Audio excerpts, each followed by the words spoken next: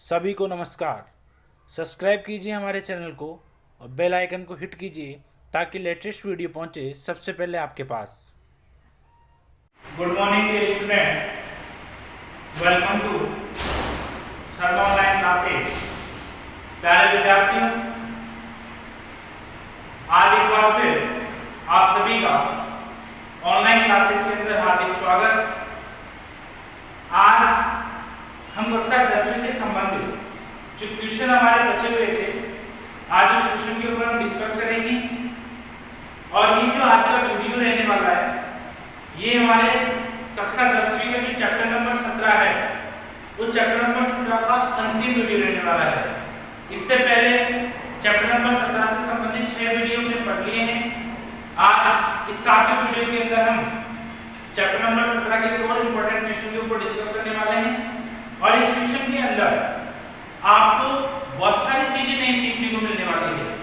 इस क्वेश्चन के अंदर आपको जो दो चर वाले रैखिक समीकरण युग्म हैं, उन समीकरण युग्म को भी हल करना आना चाहिए, जो आपके कक्षा 9 से संबंधित जुड़ा हुआ टॉपिक है।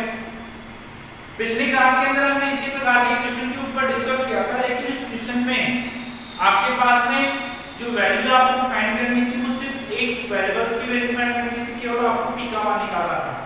इस क्वेश्चन के अंदर उससे थोड़ा अधिक लेवल के बारे में हम बात करेंगे। और ये क्वेश्चन भी आपके एग्जाम की दृष्टि से बहुत ही इंपॉर्टेंट क्वेश्चन है। जैसा कि हम क्वेश्चन के ऊपर डिस्कस कर रहे हैं, तो हमारा जो आज का क्वेश्चन रहने वाला है, वो क्वेश्चन ये है, if the arithmetical mean of the following distribution is 1.46। आपके पास में जो टेबल दी हुई है, जो टेबल के अंदर आपको एक्सेस दिया हुआ है, उसका जो अरिथमेटिकल मीन है, जो समांतर मात्रा है, वो 1.46 आपको दिया हुआ है। तो आपको क्या निकालना है, आपको फाइंड करनी जो मिसिंग फ्रीक्वेंसी है आपके पास, जो लुप्त बारंबारताएं हैं, वो लुप्त बारंबारताएं आपको यहाँ पे निकालनी है। थोड़ा अच्छे लेवल का क्वेश्चन है। और जहां तक मेरी नॉलेज है, मेरा मानना है आपके चैप्टर नंबर 17 का सबसे अच्छा क्वेश्चन यही है। सबसे डिफिकल्ट क्वेश्चन भी आप उसको बोल सकते हो और सबसे अच्छा क्वेश्चन भी आप उसको बोल सकते हो। आपके पास में जो पहले वाला क्वेश्चन था, जिसमें आपने p का मान 3 निकाला था, उस क्वेश्चन में आपको एक ही मान निकालना था, लेकिन इस क्वेश्चन में आपको 2 मान निकालने हैं। अब 2 मान निकालने के लिए आपको थोड़ी अच्छे लेवल के बारे में बात करनी होगी। तो सबसे पहले हम डिस्कस करते हैं कि आपके पास में क्वेश्चन के अंदर क्या क्या दिया हुआ है। क्वेश्चन के अंदर आपको x दिया हुआ है। x को हम बोलते हैं मिडिल वैल्यू, जो सेंट्रल वैल्यू होती है वो आपको दे रखी है, और वो है आपके पास में 0 1 2 3 4 5। इनका जो टोटल है, फ्रीक्वेंसी का टोटल दिया हुआ है 200 दिया हुआ है। 46 ये मिसिंग फ्रीक्वेंसी है, दोनों ये आपको निकालनी है, 25 10 और 5। तो सबसे पहले जो हमारे पास मिसिंग फ्रीक्वेंसी है, अगर उनको हम x और y मान लेते हैं, तो कहने का मतलब ये हो जाएगा कि हमारे को x और y का मान निकालना है।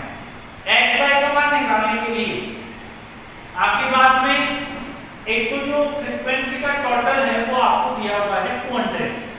एक आपके पास में जो अरिथमेटिकल मीन है टेबल का, वो आपके पास में दिया हुआ है 1.46। तो सबसे पहले अगर हम डिस्कस करते हैं, तो हमारे पास में जो x बार है, उसकी वैल्यू है 1.46। आपको जो x बार दिया हुआ है, उसका मान है 1.46। उसके बाद में अगर हम डिस्कस करते हैं इसके टोटल वैल्यू की, तो जो आपको सिग्मा f दिया हुआ है, वो भी क्वेश्चन के अंदर गिवन है। तो जो सिग्मा f है आपके पास में, वो सिग्मा f का मान पहले से कितना दिया हुआ है, 200 आपको दिया हुआ है। तो सबसे पहले तो हम सिग्मा f को ही सॉल्व कर लेते हैं। यहाँ से सिग्मा f को सॉल्व करोगे तो आपके पास में जो फ्रीक्वेंसी 46 x y 25 10 and 5 का जो टोटल मान है, वो 200 के इक्वल है। तो अगर मैं इनको जोड़ता हूँ सारे मानों को, तो उसका जो मान आने वाला है, वो 200 के बराबर आना चाहिए। तो सबसे पहले अगर हम इनका टोटल करते हैं, तो जैसा पिछले वीडियो के अंदर हमने सीखा था कि जो आपके पास में अल्फाबेट्स है, उनका मल्टीप्लाई, और जो अल्फाबेट्स है उनका टोटल किस प्रकार से किया जाता है। तो आपके पास में यहाँ पे 2 अल्फाबेट्स गिवन है। फर्स्ट जो अल्फाबेट्स है, वो है आपके पास में x। तो x एडिटिव हो जाएगा आपके पास में। इसमें आपको ऐड करना है y को, तो ये ऐड हो जाएगा प्लस, ये हो जाएगा आपके पास में y। फिर होगा आपके पास में प्लस इन नंबर को अगर हम ऐड करते हैं तो नंबर को ऐड करोगे तो 25 और 5 हो जाएगा 30 30 प्लस 10 40 40 प्लस 46, ये आपके पास में जो मान आएगा वो 86 हो जाएगा। कितना हो जाएगा? 86 हो जाएगा। x प्लस y प्लस 86, ये आपके पास में टोटल फ्रीक्वेंसी आ चुकी है, जो आपको पहले से ही क्वेश्चन के अंदर कितनी दे रखी है? 200 आपको दे रखी है।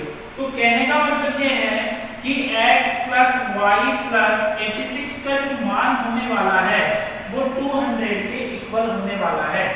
x plus y plus 86 is equal to 200। यहाँ से जब आप इसको सॉल्व करोगे तो जो 86 उसका ट्रांसफर होगा, 86 का जो आप ट्रांसफर करोगे तो x plus y is equal to 200 minus 86। x plus y is equal to 200 minus 86। 200 में से 86 को माइनस करोगे तो x प्लस y की जो वैल्यू आएगी वो 114 आपके पास में वैल्यू रह जाएगी, और इसको आप इक्वेशन नंबर 1 के साथ में लिख सकते हो। एक बार फिर से रिपीट करते हैं क्वेश्चन को, थोड़ा अच्छा लेवल का क्वेश्चन है। आपके पास में क्वेश्चन के अंदर एक तो आपको अरिथमेटिकल मीन दिया हुआ है, x बार दिया हुआ है 1.46, ये आपको क्वेश्चन के अंदर दिया हुआ है। एक आपको सिग्मा है, जो फ्रीक्वेंसी का टोटल मान है वो भी आपको क्वेश्चन के अंदर दिया हुआ है, और वो दिया हुआ है आपके पास में 200। फिर आपको दिया हुआ है, आपने x और f आपके पास में गिवन थे, आपने जो फ्रीक्वेंसी उसका ऐड किया तो 25 प्लस 5 हो गया आपके पास में 30, 30 plus 10 40, 40 plus 46 is equal to 86, यानी कि इनका जो टोटल मान है आपके पास में वो आ गया x प्लस y प्लस 86 आपके पास में आ चुका है। इसका जो मान होगा, ये जो मान आपके पास में प्राप्त हुआ है उसका मान पहले से कितना दिया हुआ था? 200 दिया हुआ था। तो x plus y plus 86 is equal to 200। 86 का आपने ट्रांसफर किया, तो ट्रांसफर तो आपने किया तो 200 माइनस 86, तो यहाँ पे x प्लस y का जो टोटल आया वो आपके पास में 114 के बराबर आ गया। ये आपके पास में इक्वेशन नंबर 1 होगी। अब हम आगे डिस्कस करते हैं, तो आगे डिस्कस करोगे तो वही आपको fx बनाना है, fx के लिए मल्टीप्लाई आपको करना पड़ेगा। तो मल्टीप्लाई जब हम करते हैं तो 0 को 46 से आप मल्टीप्लाई करोगे तो 0 आने वाला है। 1 को आप x से मल्टीप्लाई करोगे तो 1 को जब x से मल्टीप्लाई करोगे तो xg होगा। 2 को जब y से मल्टीप्लाई करोगे तो ये 2y हो जाएगा। 3 को 25 से मल्टीप्लाई करोगे तो 75, 4 को 10 से मल्टीप्लाई करोगे तो 40, और 5 को 5 से मल्टीप्लाई करोगे तो 25 हो जाएगा आपके पास में।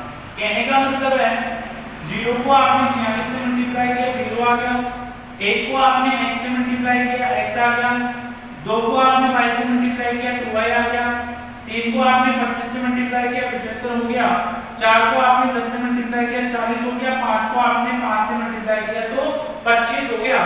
इनका जब हम टोटल करेंगे तो सबसे पहले आपको जो x और y है उनका टोटल करना होगा। तो मैं जब x y का टोटल करूंगा तो x हो जाएगा प्लस का 2y हो जाएगा, हो गया ये 75 को 25 को ऐड करोगे 100 में 40 को ऐड करोगे तो 140 हो जाएगा।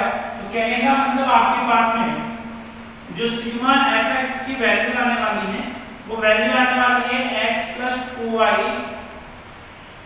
Plus 140, x plus 2y plus 140, या आपके पास में जो वैल्यू आई है वो आई है किसकी? fx के टोटल मान की। तो जैसा कि हमारे पास में जो मान आ रहे हैं तो सारे मान हमारे पास में आ चुके हैं। पहला जो मान है वो x बार का है 1.4 से, दूसरा मान सिग्मा f का आ गया, तीसरा मान सिग्मा fx का आ गया x प्लस 2y प्लस 140। अब हम बात करते हैं फॉर्मूले की, तो x bar is equal to sigma fx upon sigma f, x bar is equal to sigma fx upon sigma f। अगर आप इनके i भी लगाना चाहते हो तो कोई प्रॉब्लम नहीं है, आप i भी लगा सकते हो। तो ये जो हम करने वाले हैं, ये जो हमने पिछली क्लास के अंदर क्वेश्चन सॉल्व किया था p वाला, उसी क्वेश्चन की तरह इसको आगे सॉल्व करेंगे। तो सबसे पहले हम बात करते हैं x बार की। x बार की जो वैल्यू दे रखी है वो 1.46 है, तो x बार की जगह पे आ गया आपके पास में 1.46।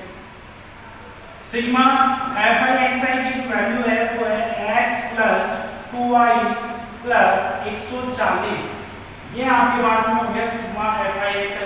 और सिग्मा fi की वैल्यू ये भी है 200 भी है और x प्लस y प्लस 86 भी है। तो आपको जो वैल्यू यूज में लेनी है वो लेनी है 200।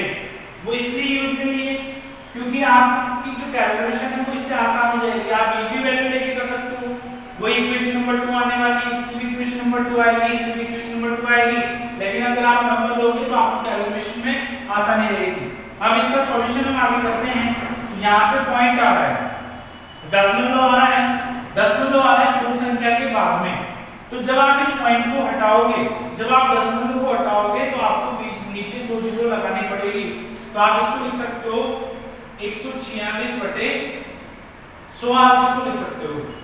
ये हो जाएगा आपके पास में x + 2y + 140 अपॉन 200। ये हो गया आपके पास में। 2 जीरो से आप 2 जीरो को काट सकते हो। 2 जीरो से 2 जीरो जब आपकी कट जाएगी तो यहाँ पे रहने वाला है 1, यहाँ पे रहने वाला है 2। इस 1 को जब आप इससे मल्टीप्लाई करोगे तो ये आएगा x + 2y + 140 आपके पास में आ जाएगा। 2 को आप 146 से मल्टीप्लाई करोगे तो 146 से जब आप मल्टीप्लाई करोगे तो 6 को 2 से मल्टीप्लाई करोगे तो 2 होगा।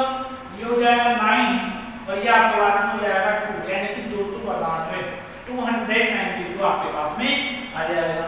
आपको निकालना है x + 2y, तो आप 140 का ट्रांसफर करोगे तो 292 - 140।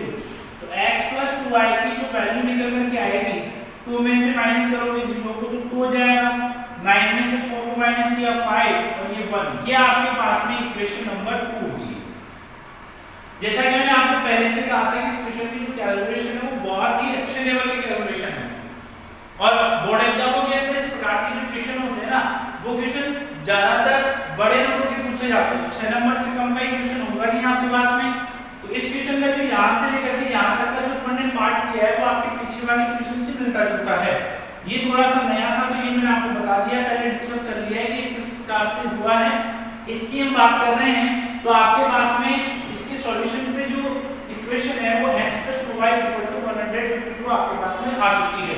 अब आपके पास में दो इक्वेशन होगी, दो ही आपके पास वेरिएबल्स है, दोनों को निकालना है।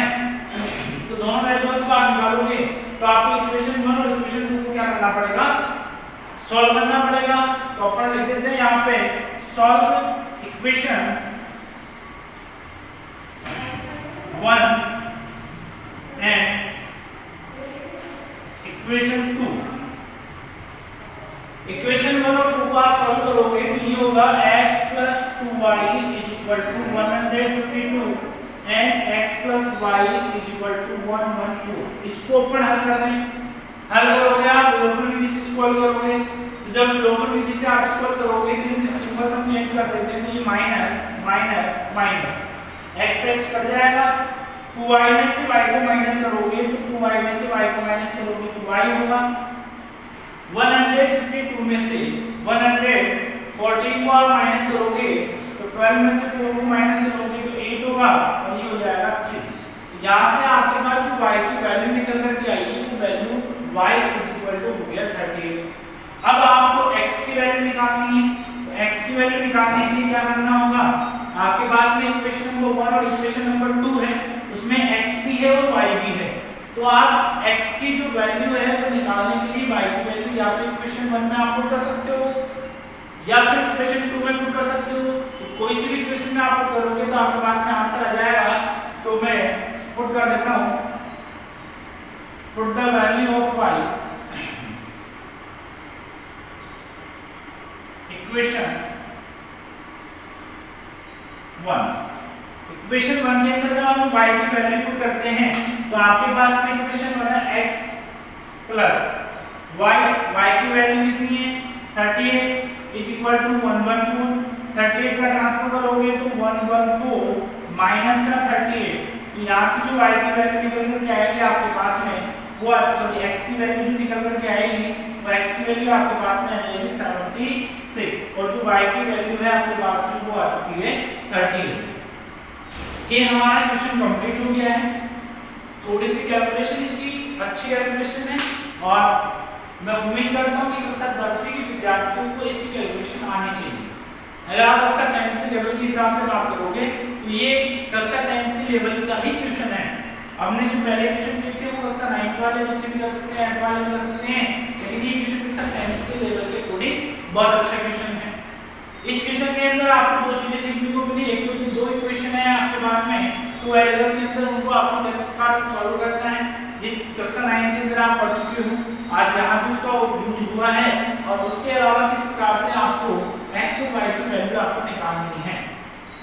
तो ये क्वेश्चन आपके लिए और आपके एग्जाम के दृष्टिकोण से बहुत ही बढ़िया क्वेश्चन है, और हमारा ऑनलाइन क्लासेसों का यही उद्देश्य है कि विद्यार्थियों का घर बैठे इस प्रकार से पढ़ाई करवाई जाए कि एग्जाम में आने वाले क्वेश्चन को अटेम्प्ट कर सके। इजी टॉपिक भी हैं, लेकिन मैं ये चाहता हूँ कि जो आपके मैक्सिमम नंबर के जो टॉपिक है, जो अधिकतम नंबर की आपकी प्रश्नावलियाँ हैं, वो प्रश्नावलियाँ अगर आप अभी से कंप्लीट कर दोगे तो एग्जाम तक उनका बार बार रिवीजन होता चला जाएगा, और जितना आप मैथ के अंदर रिवीजन करोगे, जितना आप स्टडी करोगे मैथ के अंदर, क्वेश्चन को सॉल्व करोगे, बार बार सॉल्व करोगे, तो आपकी मैथ उतनी ही अच्छी होती चली जाएगी। अगर आप ये चाहते हो कि मेरे को एक बार पढ़ने से क्वेश्चन समझ में आ जाए और मैं उस क्वेश्चन को एग्जाम में कर लूं, तो ऐसा मैथ में बहुत कम बच्चों के लिए पॉसिबल होता है। लेकिन कोई भी विद्यार्थी हो, अगर वो बार बार प्रैक्टिस करता है, बार बार मेहनत करता है, क्वेश्चन को 2-3 बार करता है, तो मैं दावे के साथ में कह सकता हूँ कि जब क्वेश्चन एग्जाम में आएगा तो वो बहुत ही अच्छे तरीके से उस क्वेश्चन को अटेम्प्ट कर लेगा। तो प्यारे विद्यार्थियों, इसी वीडियो के साथ में हमारा जो चैप्टर नंबर 17 था वो चैप्टर नंबर 17 कंप्लीट हो चुका है। मेरे हिसाब से जो चीजें बोर्ड एग्जाम के अंदर पूछी जाती है और जो कक्षा 10वीं के अंदर चैप्टर नंबर 17 से अब तक बोर्ड के अंदर पूछी गई है, उन सारी चीजों के ऊपर हमने इस चैप्टर से डिस्कस कर लिया है। तो कक्षा 10वीं की जो ऑनलाइन क्लासेस हमने स्टार्ट की है, आज उस ऑनलाइन क्लासेस के अंदर हमारे 2 चैप्टर कंप्लीट हो चुके हैं। एक तो हमने बात की थी चैप्टर नंबर 4 की, जो ग्राफ का चैप्टर था, उससे भी 6 नंबर की क्वेश्चन हमारे आते थे एग्जाम में, और आज हमने बात की है हमारे चैप्टर नंबर 17 से संबंधित, मीन और मीडियन से संबंधित, इसमें से भी 6 नंबर के क्वेश्चन आते हैं। तो हमारे जो दोनों इंपॉर्टेंट टॉपिक थे, वो दोनों इंपॉर्टेंट टॉपिक आज की क्लास के साथ में समाप्त हो चुके हैं। मैं आप लोगों से आशा रखता हूँ कि जो भी आपको अब तक पढ़ाया गया है वो आपको बहुत अच्छे से समझ में आया होगा, और आप घर पे बैठ करके इसका होमवर्क आसानी से कर रहे होंगे। अगर ये क्लासें आपको अच्छी लग रही हो, आपको समझ में आ रहा हो, तो आप वीडियो को लाइक कीजिए, शेयर कीजिए, सब्सक्राइब कीजिए, और हमारे चैनल से जुड़े रहिए। इस चैनल से जुड़े रहने का जो सबसे बड़ा जो आपको फायदा होने वाला है वो ये होने वाला है कि आपके जब तक विद्यालय ओपन नहीं होने वाले, गवर्नमेंट के आदेश नहीं आते, तब तक आपको बहुत सारे टॉपिक क्लियर करवा दिए जाएंगे, और आप घर पे बैठ के उन टॉपिकों को आसानी से आप कवर कर सकते हो। जो बच्चे बुक ला चुके हैं वो बच्चे चैप्टर मैंने बता दिया, एक्सरसाइज मैंने बता दी है, उनका होमवर्क आप फिर कोड के कर सकते हो, और जो बच्चे बुक्स नहीं लेकर के आए हैं जल्दी से जल्दी अपनी बुक्स को परचेज कर ले, ताकि वो भी अपनी पढ़ाई को सुचारू रूप से चालू कर सके।